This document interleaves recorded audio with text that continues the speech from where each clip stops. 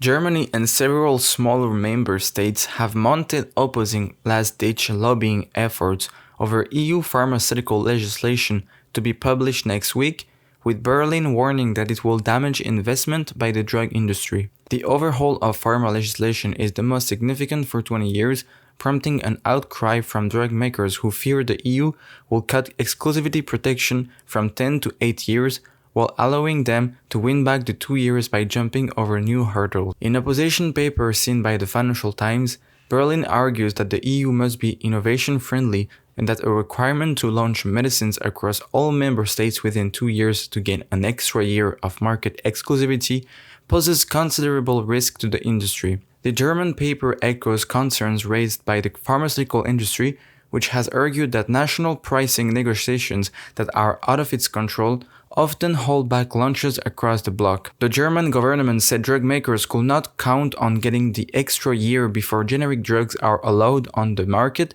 making it very difficult to predict whether their cost could be recouped.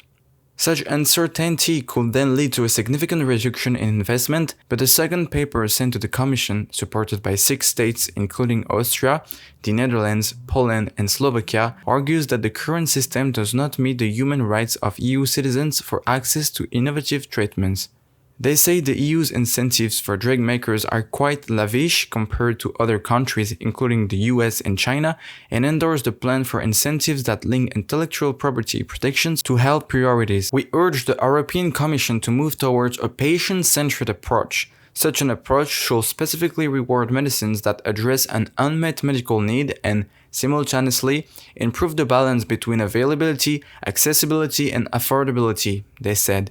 Germans have access to more medicines than citizens of other member states, and its large market increases its purchasing power. Similarly, 92% of innovative medicines are available in Germany, but less than 30% in smaller and former communist states, according to research by FPA, which represents the drug industry. Brussels wants to force drug makers to cut deals with them at lower prices or risk losing market share to generic drug makers. Despite being praised for developing vaccines at record speed during the pandemic, the pharmaceutical industry has been under political pressure. In the US, last year's Inflation Reduction Act allowed the public health insurance program, Medicare, to negotiate drug prices for pensioners for the first time.